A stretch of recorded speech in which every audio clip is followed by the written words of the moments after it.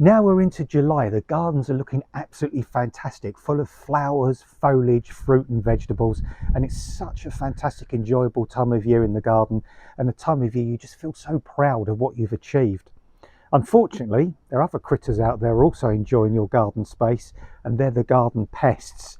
Now, there's many things you can do to avoid pests in the first place. First of all, a nice, clean, hygienic garden. Don't leave piles of rubbish and debris and clippings around that might attract slugs, for example. Try and keep the air flowing through your plants, and just keep your plants really healthy by feeding them. Then when they are attacked by pests, they're going to be much stronger and able to resist the damage that they may cause. There are what I call actually in the garden the feisty five, and these are slugs and snails, aphids, lily beetle and vine weevil. And these can attack plants in many ways, from the bottom of their roots to the tops of their shoots, sometimes actually causing the plants to completely wilt and die. But there are things you can do, and there are signs that you can see that will tell you when your plants are under attack. Here I've got some hosta leaves, and slugs and snails absolutely adore hostas, and this is the classic sign of hostas being attacked by snails, these raggedy leaves that have all been chewed, full of holes, and that silvery slimy trail that you see leading to and from your attacked plants. You can use various methods to control slugs. I've actually got my own homemade spray here, which is a mixture of garlic and cinnamon, and I just spray that on my hostas, and the smell repels the slugs and snails and works beautifully. You can also mulch in between with something called mineralized straw. This actually deters the slugs and snails. They hate crawling over it, and it just keeps them away from chewing and eating all your plants. Another big problem this time of year is the aphids, the green fly, the black fly, and you can see on a couple of plants here actually smothered on the back of the leaves.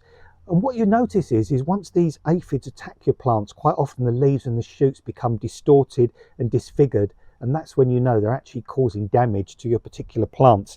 Again, you can treat these quite easily. You can use a sprayer on the end of a hose, put this on a really high setting, and you can blast those critters off the plants if you want to do it organically. Or again, you can just make your own homemade soap spray. That works really well as well, and you can just spray the plants with this, giving them a good old soaking, giving those aphids a good old soaking with that soap spray, and that will upset them, that will deter them, that will get rid of them.